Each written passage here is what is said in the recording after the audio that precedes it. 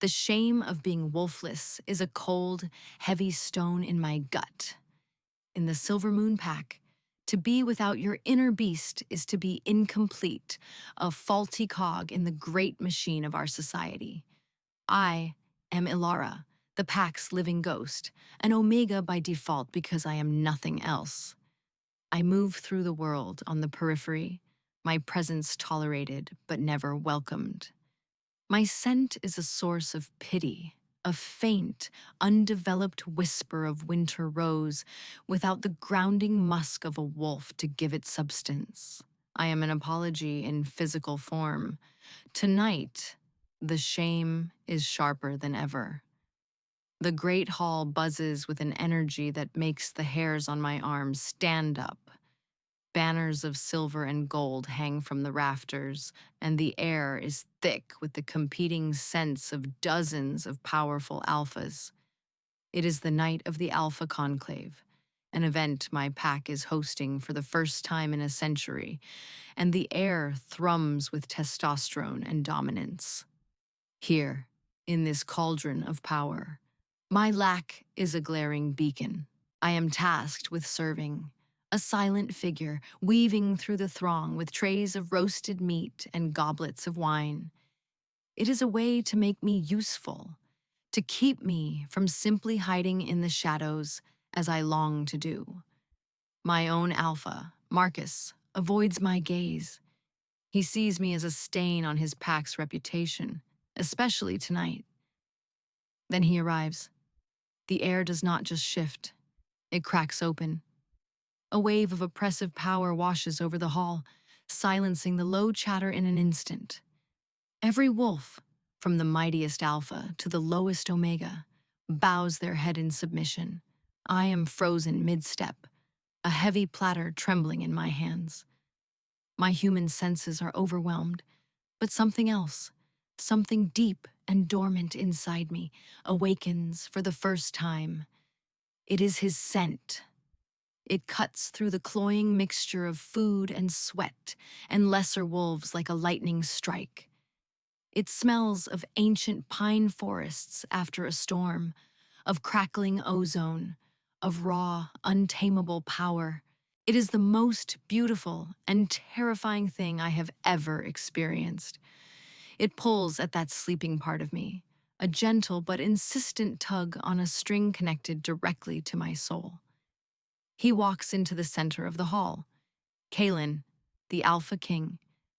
He is larger than any man I have ever seen, his presence so immense it seems to bend the light around him. He moves with a predatory grace that is all alpha, all king. Whispers follow him, tales of his brutality in battle and his unyielding rule. He is a king forged in war, not diplomacy. Section. My eyes are fixed on him, unable to look away. As he surveys the assembled alphas, his gaze sweeps the room. For a heart-stopping second, it lands on me. The world narrows to the space between us. The noise of the hall fades to a dull roar. The platter slips from my numb fingers and clatters to the stone floor, the sound unnaturally loud in the sudden silence. His eyes, the color of a deep forest canopy, lock with mine. I see a flicker of shock in their depths, a raw, primal recognition that mirrors the cataclysm happening inside my own chest. The dormant thing inside me rears up and screams a single, silent word. Mate. Hope, a thing I had long ago buried, blooms with agonizing swiftness. It is a painful, beautiful sunrise in the barren landscape of my heart. The fates have not forgotten me. They have given me him, the Alpha King, my mate, my other half. Surely this changes everything. My wolflessness, my status, none of it will matter now. The sacred bond transcends all. He takes a step toward me. My breath catches. The air between us is electric, a tangible force humming with the sheer power of the bond's awakening. His scent intensifies, wrapping around me, claiming me. Mine, it seems to say. You are mine. Then his expression shifts. The shock gives way to confusion, and the confusion curdles into something cold and sharp. His nostrils flare as he takes in my scent properly, the incomplete fragrance of a girl with no wolf. I see the exact moment the hope in his eyes dies, replaced by a dawning horror. Disgust. He stops. He lifts a hand and points a single accusatory finger at me. His voice, when it comes, is not a triumphant claim, but a blade of ice. This one, he asks the silent hall, his tone laced with disbelief and revulsion. My own Alpha, Marcus, steps forward, his face pale. Your Majesty, she is but an Omega, a servant. She is flawed. Kalen's laugh is a harsh grating sound with no humor in it. Flawed, he repeats, the word dripping with contempt. He looks at me, and I feel stripped bare, my deepest shame held up for the entire world to see. She has no wolf. She is a void, a null. The fates mock me. He turns his gaze from me, addressing the assembled packs as if I am no longer there. His voice rings with the cold authority of a king passing sentence. I, Kalen, Alpha King of the United Packs, reject this bond. I reject this wolfless Omega as my mate and my queen. Each word is a physical blow. The hope that had bloomed so brightly just moments before is violently ripped out by the roots. A sound of tearing fills my ears. A sound I realize is coming from inside me. It is the sound of my soul being rent in two. The sacred bond, meant to be a source of strength and completion, shatters. The pain is unlike anything I could have imagined. It is not a clean break, but a jagged, splintering agony that radiates from my chest through every inch of my body. It is hot and cold at once, a fire that freezes. The beautiful scent of pine and storm turns to ash and rot in my nostrils, a sickening perfume of decay. A collective gasp ripples through the hall. Some look at me with pity, but most look with a new kind of contempt. I have not just been rejected. I have been named as the source of the Alpha King's displeasure. I have shamed my pack. I have shamed my Alpha. I sink to my knees, oblivious to the spilled food and broken pottery around me. The world is a blur of spinning lights and distorted sounds. The only thing that is real is the gaping, bleeding wound in my chest where my mate should be. Alpha Marcus's face appears before me, his features twisted in fury. He does not see my pain. He sees only the insult to his authority, the embarrassment I have brought upon him in front of the most powerful wolves on the continent. You are a disgrace, he snarls, his voice a low growl for my ears alone.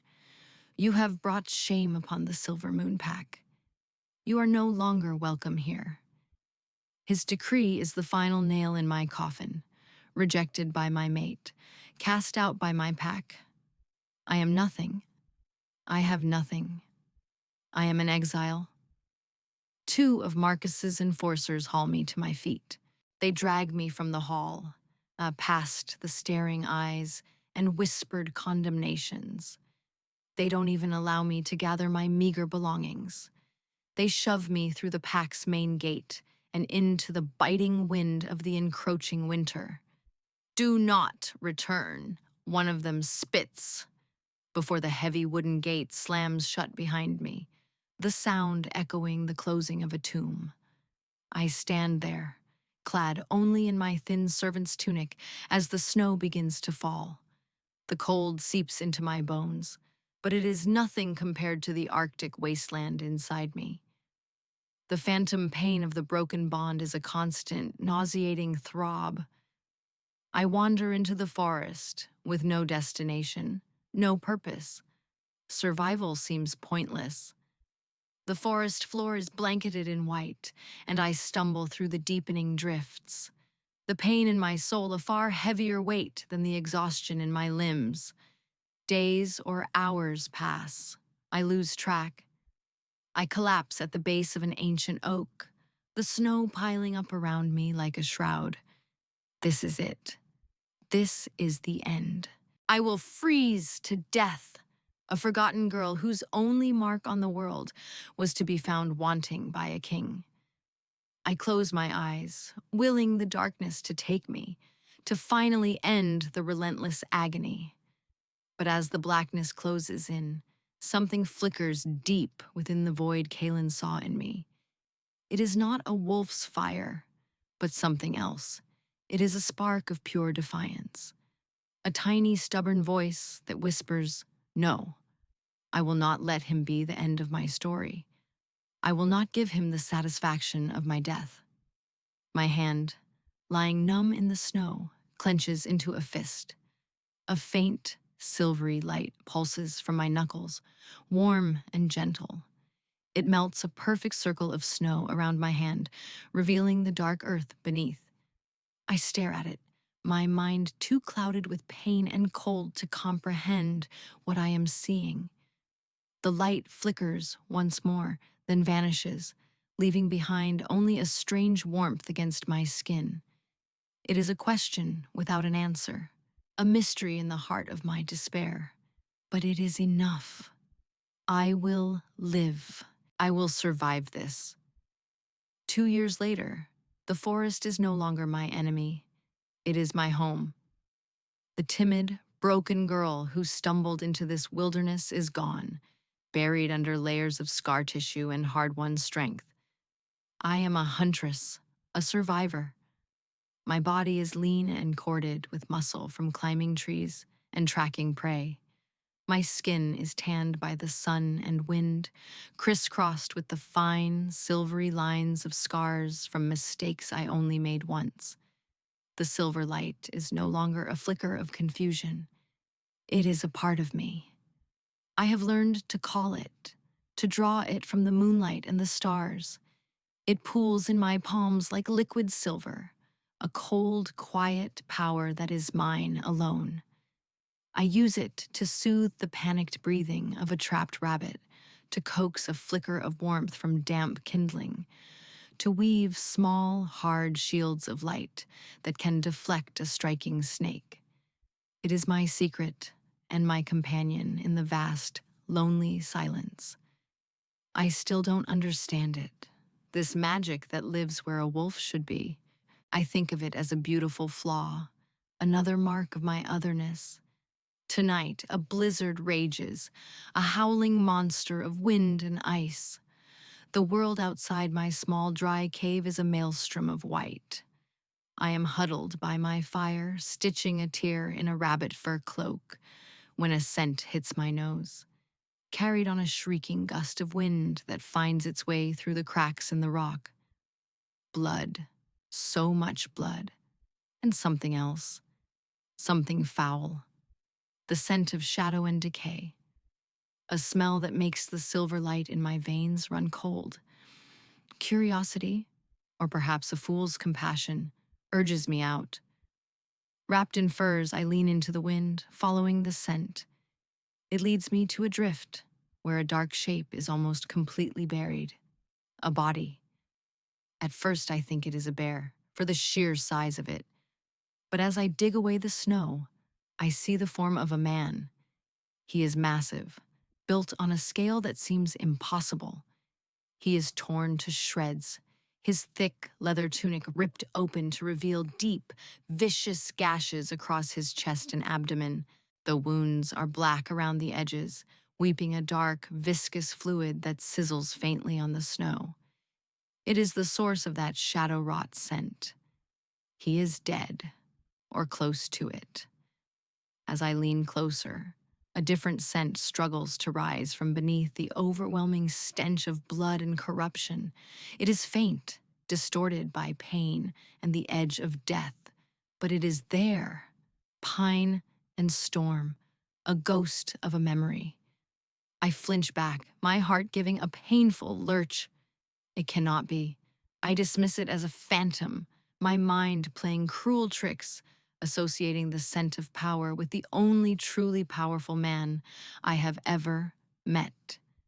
This man is just a shifter, a warrior who lost his fight, but I cannot leave him here. My own journey from the brink of death has instilled in me a stubborn refusal to let another life be extinguished if I can help it. My humanity, the part of me that is not wolf or witch, will not allow it. The journey back to my cave is a trial. He is a dead weight, impossibly heavy. The 15 miles of howling blizzard feel like 100. I loop his arm over my shoulder, my smaller frame straining under his bulk, and I drag him. I drag him through snow that is waist deep in places, my muscles screaming, my lungs burning with every icy breath. Twice I fall, his weight crushing me into the snow. Twice I struggle back up, gasping and sobbing with effort, and continue on. The cold is a physical enemy, trying to leech the life from both of us. I am forced to use my power. I press my palm against his chest, feeding a steady stream of my silver light into him, not to heal, but just to fight back the encroaching frost. The light flows from me into him, a massive drain on my energy that leaves me dizzy and trembling. It feels like pouring my own life force into a sieve. By the time I haul him into the relative warmth of my cave, I collapse, my strength utterly spent. We lie on the stone floor together, a heap of exhausted flesh and frozen furs. For a long while, I can only gasp for air, my heart hammering against my ribs. Later, by the renewed light of the fire, I get my first proper look at him. I cut away the ruined remains of his tunic. The wounds are worse than I thought. The dark magic in them is actively fighting his body's attempts to heal. I see the tattoo on his upper arm, a circle of thorns around a howling wolf, the mark of the Alpha King's personal guard, or so I think. The wounds have torn through part of the ink, marring the image, making it indistinct. It confirms my assumption that he was a royal guard, nothing more. As I clean the gashes with snowmelt and herbs, my fingers brush against his skin. A faint spark, a dull echo of the lightning strike I felt 2 years ago, jumps between us. I pull my hand back as if burned. The broken bond inside me gives a painful, confused twitch. I ignore it. It is a ghost, a phantom limb that aches with memory. This man is a stranger. The resonance I feel is just my own broken soul calling out to his. For days, he is lost to a fever. He thrashes and mutters, his words lost in the language of delirium. The shadow rot in his wounds spreads. His shifter healing is strong, but the magic is stronger.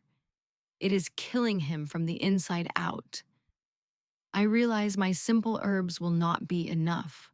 I have to use my light. I kneel beside him, place my hands over the worst of the wounds on his chest, and close my eyes. I call the moonlight, drawing it down into the cave, into my body. It floods me, cool and serene, and I pour it into him. I feel my power meet the dark magic. It is like ice against fire. The shadow rot recoils, hissing, fighting back. I push harder, feeding more and more of myself into him. A silent battle being waged in the landscape of his flesh. I do this until sweat beads on my brow and my vision begins to gray at the edges, stopping only when I am on the verge of fainting. I am tying my life force to his, a gamble that could kill us both. My world is gray, a fog of pain and fever. I am drowning in it, pulled under by the shadow poison that eats at my flesh and the crushing weight of my own failure. I am dying in a nameless hole in the middle of a frozen wasteland. It is a fitting end for a king who was betrayed by his own, a mate who broke his other half. The irony is a bitter pill in my throat, but through the gray fog, there is a light, a gentle silver luminescence that pushes back the shadows. There is a touch, soft and careful, that does not cause pain. There is a scent, winter rose and something ethereal, something I have never known but my soul recognizes. Moonlight on fresh snow. It is the only thing that quiets the screaming of my beast. Fool! My wolf snarls, his voice a constant torment in the back of my mind. He has been my enemy for 2 years, ever since the rejection. You threw away the moon and the stars. You left her, broke us. The memory of that night is burned into me. Her face, the hope in her eyes, so pure and bright, it was terrifying. And the way it shattered when I spoke those words. I had been raised to believe that power was everything, that any perceived weakness was a cancer to be cut out. My father, a cruel and paranoid king, had drilled it into me. A wolfless mate, an omega, was the ultimate weakness. In front of all those alphas, my pride and fear had made the choice for me. It was the single greatest mistake of my life.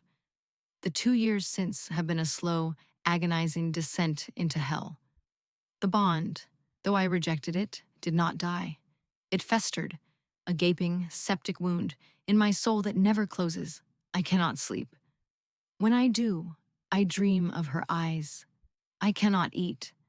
Food tastes like ash.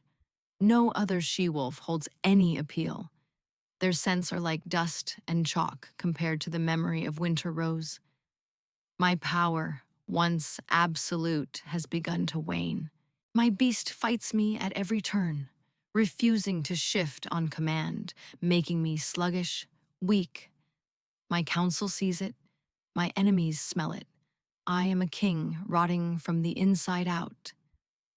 Then came the ambush. Shadow creatures, things of nightmare I had thought were mere legends, rose from the ground. They were a terrifying, chaotic force. And in the middle of that chaos, my own beta, Varys, saw his chance. I remember the glint in his eyes, the scent of his treachery, and then the searing pain as his claws, laced with the same shadow poison as the creatures, tore through my back. My royal guard fought, but they were overwhelmed. Varys and the shadows left me for dead. My last coherent thought, a regret so sharp it was a physical blow, a regret for the girl with the shattered hope in her eyes.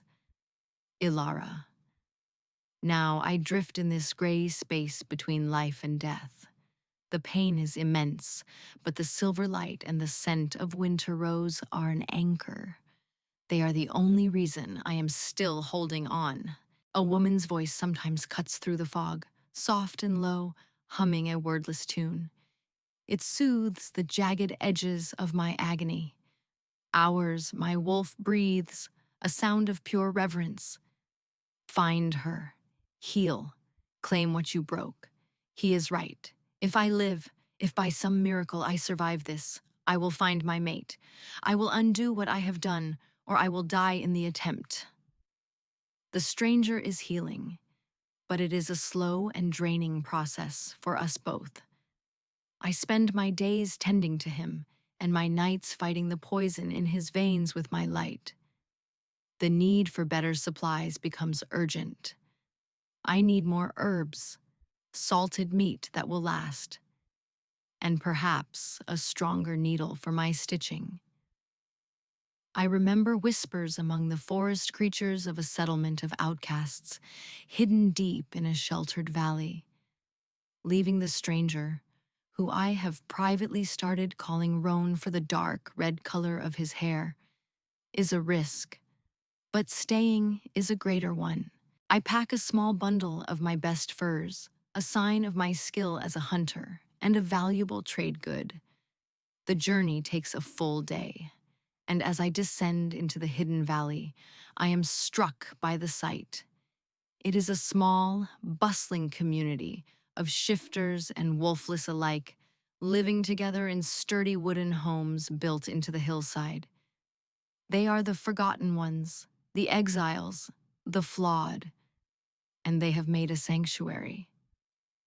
Their leader meets me at the edge of the settlement. His name is Liam. He is tall and broad-shouldered, with kind eyes and a calm, steady presence. His scent is of rich earth and hearth fire, a smell of safety and stability. He does not recoil from my own incomplete scent. Instead, he smiles. "A lone hunter," he says, his voice warm. "You are skilled and brave to live alone in these woods." He sees my power not as a lack, but as a strength. He listens to my request for supplies, his gaze full of respect. He offers me a place among them, a home. "You do not have to be alone, Ilara," he says, and hearing my name spoken with such simple kindness makes my throat tighten. I am tempted, deeply tempted by the thought of community, of belonging somewhere, of a life that is not a constant, lonely struggle for survival. I trade my furs for what I need and promise Liam I will consider his offer. As I journey back to my cave, my mind is torn. A life of peace with Liam and his people, or a life tied to the violent, broken stranger in my cave. As I get closer to home, the air grows colder, the familiar scent of the forest tainted by that foul shadow rot. The creatures are getting bolder. Their corruption is spreading, a creeping stain across the wilderness. I realize with a jolt of fear that they are not just wandering, they are hunting, and they are drawn to the concentrated power in my cave, the recovering alpha I am healing, and the moonlight I am using to do it. I am awake, truly awake. The fever has broken, like a storm that has finally passed, leaving behind a world that is quiet and unnaturally clear. The gray fog is gone. My body aches, a deep cellular pain, but my mind is my own again. I lie still, taking stock. I am in a small, dry cave. A fire crackles nearby, casting dancing shadows on the rough stone walls. The air is filled with the scent of wood smoke, drying herbs, and something else. Winter rose and moonlight. I turn my head, my muscles protesting. She is there, sitting across the fire, mending a leather pouch with a bone needle. Her face, illuminated by the flames, is a study in concentration. She is thinner than I remember, the soft curves of her youth sharpened into the hard angles of a survivor. The timid Omega is gone, replaced by a woman with wary, haunted eyes. The scent is undeniably hers, the fragrance that has been the sole obsession of my broken soul for 2 agonizing years. The fates are not just cruel, they are masters of irony. The woman who dragged me from the snow, who tended my poisoned wounds, who poured her own life force into me to keep me from death's door, is the mate I threw away. My heart, which I had thought was a dead, withered thing, gives a powerful, painful thud against my ribs. It is her, Ilara. Ours, my wolf breathes. The word, a prayer. For the first time in 2 years, his voice is not filled with anger and recrimination, but with a desperate, reverent awe. She saved us. She is our salvation. I must have made a sound, a hitch in my breath because her head snaps up. Her eyes, the color of wild honey, widen as they meet mine. For a moment, she is still, a doe caught in the gaze of a wolf. Then the haze of pain and near death finally clears from my scent. I am no longer just a wounded stranger. My true scent, the scent of Alpha King, of pine and storm and ozone, blooms in the confined space of the cave, raw and undeniable. I watch her recognize it, I watch her recognize me. The air in the cave does not just chill, it freezes. All the gentle warmth I had seen in her as she cared for me evaporates, replaced by a glacial cold that is more terrifying than any blizzard. The half-healed bond, which had been a dull, throbbing ache, screams back to life between us, a live wire of agony and renewed longing. You, she breathes, and the single word is filled with 2 years of pain and venom. She scrambles backward, away from me, her body language screaming rejection and fear. A soft, silvery light, the same light that haunted my fever dreams, glows around her hands. But it is not a healing light now. It is the light of a drawn weapon. I try to sit up, my body screaming in protest. A sharp pain lances through my chest, and I gasp, falling back against the furs. Ilara, I rasp, my voice rough from disuse. Her name on my lips feels like a sacrilege. Do not speak my name, she hisses.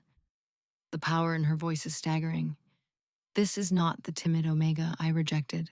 This is a queen of winter, forged in ice and solitude. The power dynamic is utterly, devastatingly inverted. I am weak, wounded, a prisoner of her care. She is my savior, my captor, the arbiter of my fate. She stands, her small frame radiating a power that has nothing to do with the wolf and everything to do with the fierce, defiant spirit I tried to crush.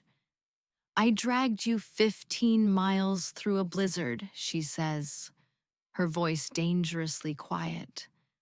I fought the shadow rot in your wounds with my own power, night after night. I kept you alive.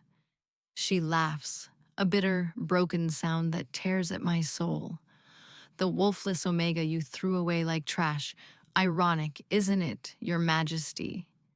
Every word is a perfectly aimed dart, piercing the fragile shell of my composure. She is right. The shame is so profound it threatens to suffocate me. I, who judged her worthless, owe my very life to her worth. Once you are well enough to walk, she declares, her eyes as hard as diamonds, you will leave this place. You will leave my forest, and you will never, ever return. She turns her back on me, a gesture of dismissal, more profound than any royal decree. The rejection is now hers to give, and I am the one left shattered in its wake. The days that follow are a silent torment. I am trapped in the cave with the ghost of what I destroyed. She tends to my physical needs with a cold, detached efficiency, her hands never lingering, her eyes never meeting mine. She brings me food and fresh water, changes the dressings on my wounds, but there is no warmth, no conversation. The air is thick with unspoken words and the screaming of our bond. It is a constant pull, a desperate yearning for a connection she has rightfully severed. I am a beggar starving outside the walls of a feast. My strength returns slowly, agonizingly.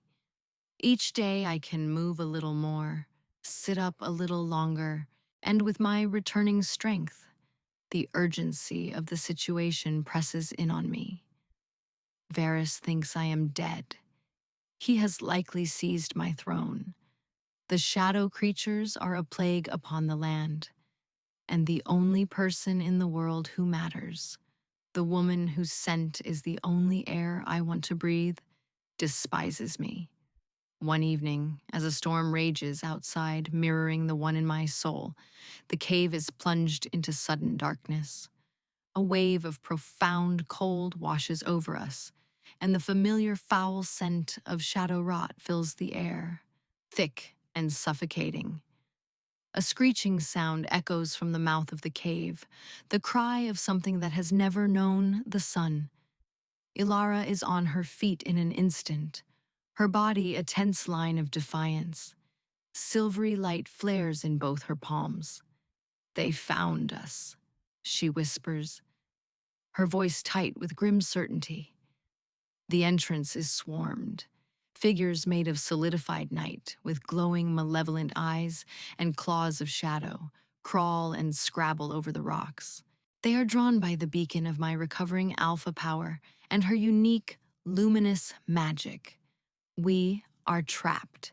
There is no time for thought, only instinct. I force myself to my feet, my wounds screaming in protest. I am still weak, my movements sluggish, but my beast, finally aligned with my purpose, rises to the fore. A low growl rumbles in my chest. We fight together. It is a desperate, chaotic dance. I am brute force, tearing at the creatures with my bare hands, my half-healed body a clumsy weapon. She is grace and precision. She moves like a phantom, weaving between the creatures. She forges blades of cold, hard moonlight in her hands, scythes of silver that turn the shadow things to dust on contact. I watch her stunned.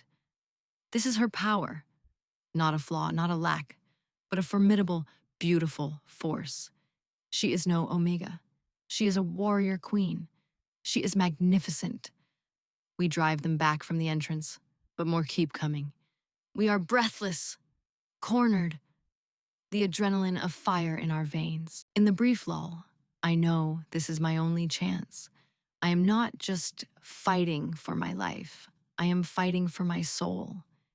Ignoring the fire in my torn muscles, I drop to my knees before her on the cold stone floor. The position of supplication is alien to me, yet it feels profoundly right. I bow my head, exposing the back of my neck. I was a fool, I say, my voice raw. I do not offer excuses. They are worthless. I offer only the truth. I was arrogant. I was a coward. I was raised to fear anything that didn't fit the mold of power my father preached. A mate who was different, who held a power I didn't understand. It terrified me, and in my fear, I destroyed the most precious thing the fates ever gave me. I look up, meeting her shocked gaze. My life since that day has been a living hell. Not for your pity, I add quickly, but as a confession. The bond has been an open wound.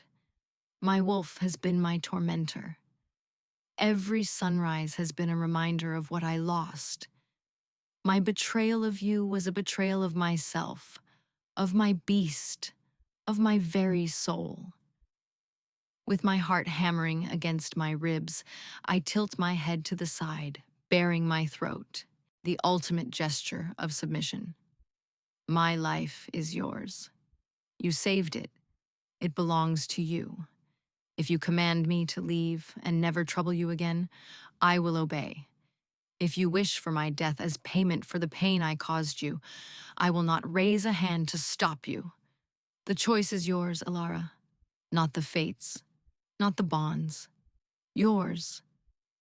The silence that follows is broken only by the screeching of the shadows outside and the ragged sound of our breathing. Her face is a mask of conflicting emotions, shock, anger, and a flicker of something else, something I dare not name. A new scent cuts through the air, earth and hearth fire.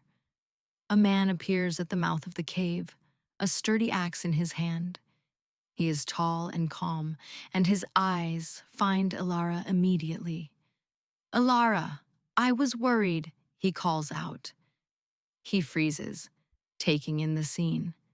Me, the Alpha King, kneeling at Alara's feet, my throat bared, while monsters of shadow claw at the edges of the light. He looks from my face to hers, and a slow understanding dawns in his kind eyes. He sees the invisible, agonizing power that crackles in the air between us. Later, after we manage to seal the cave entrance with a rock slide, he speaks to her alone, his voice a low murmur I am not meant to hear, but my sharp senses pick it up anyway. He hurt you more than anyone should ever be hurt. The man, Liam, says gently. but your soul is tied to his. I could offer you a life of peace, Alara, but he is your fire. He is your storm. Do not choose the safety of the harbor when your destiny is the sea.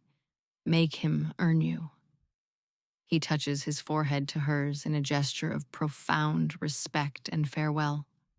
Then he turns and disappears back into the blizzard, leaving me alone with her and the weight of my grovel hanging in the air. He has given her his blessing to choose her own path, even if it leads back to me. His dignity is a sharp contrast to my own past dishonor. Before Ilara can give me her answer, a new voice echoes in the cave, a voice that is not spoken but felt, a chilling whisper that slides directly into our minds. It is oily and ancient, the broken king and his little light. How touching.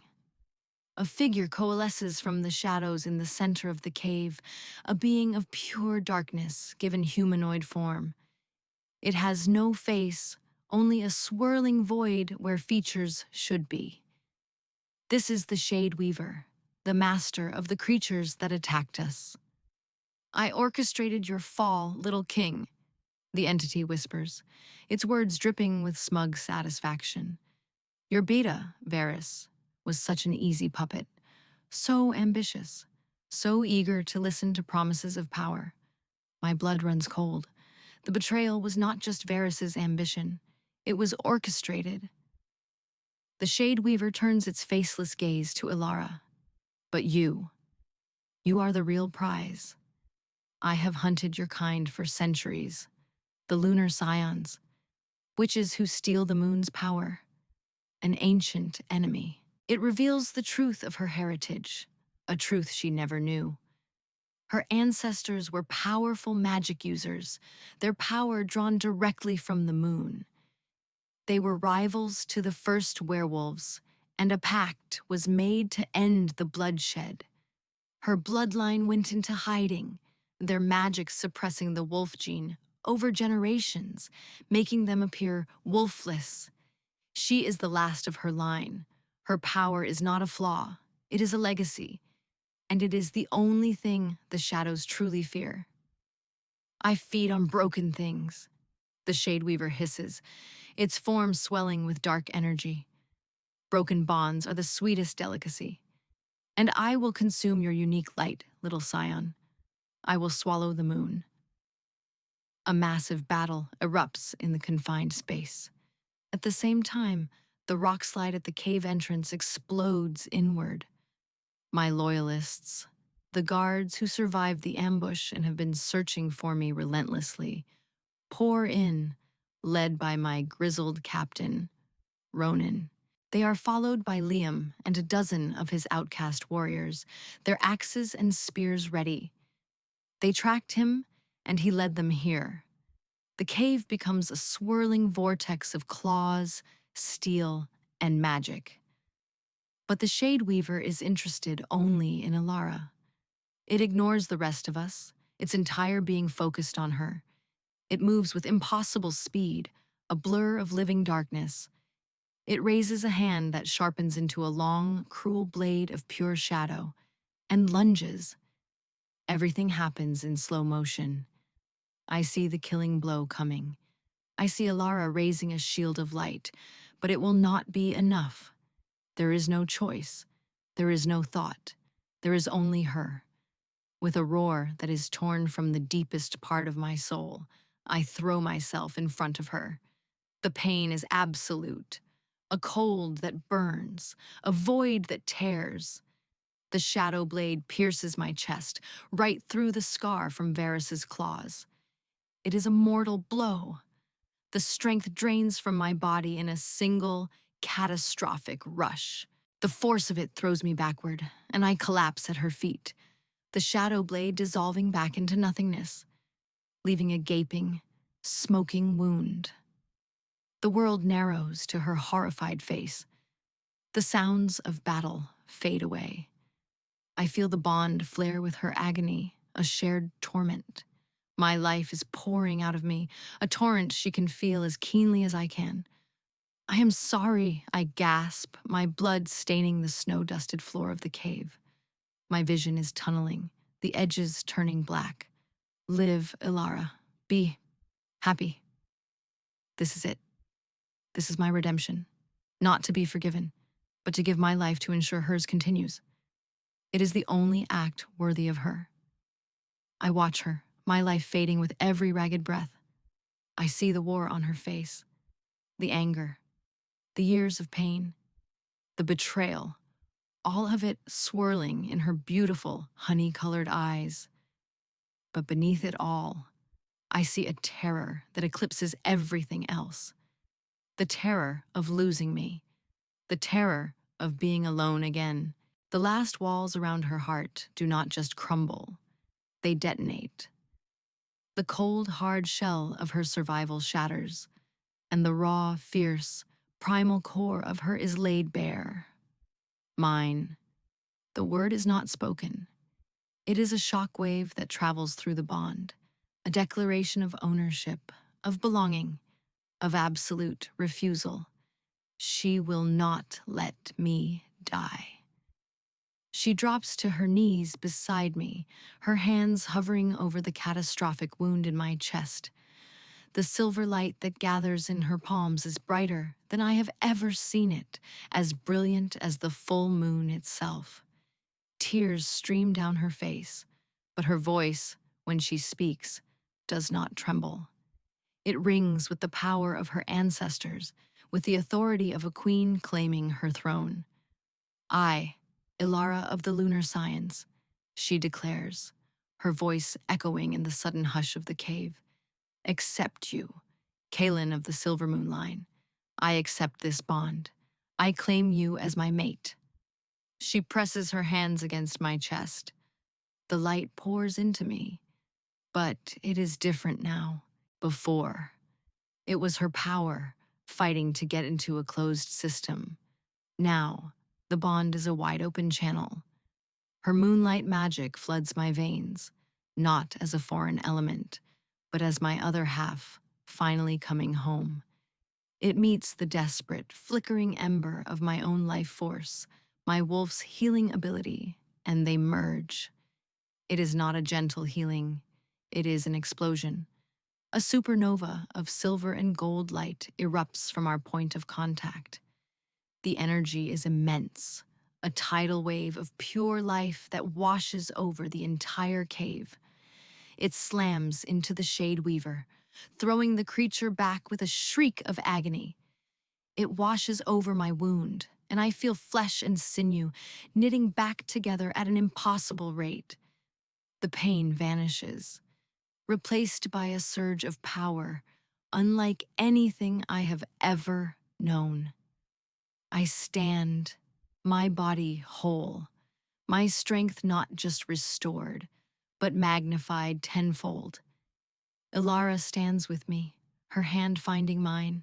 Her power now flows through me, a cool, steady river of moonlight anchoring my fiery alpha strength.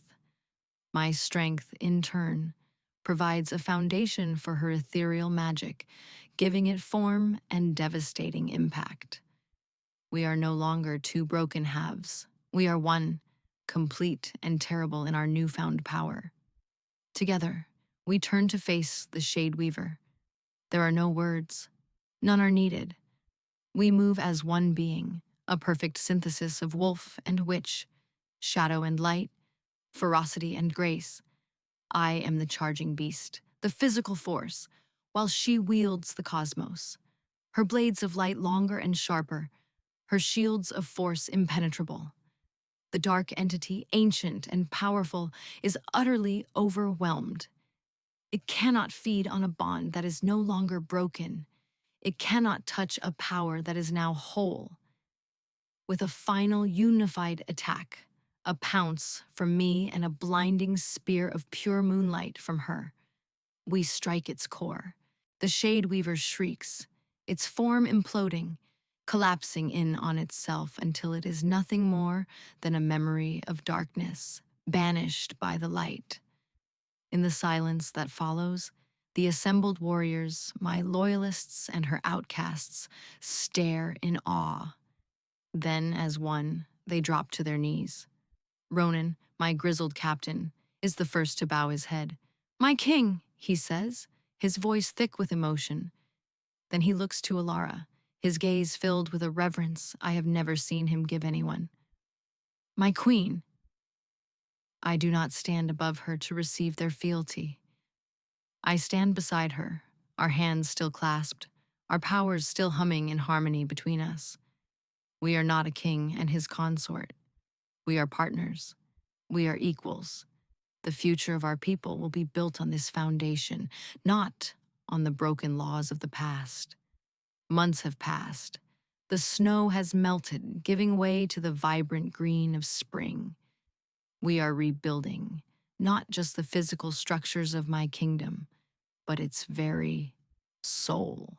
Varys was dealt with, his treachery exposed and his support crumbling in the face of our combined power.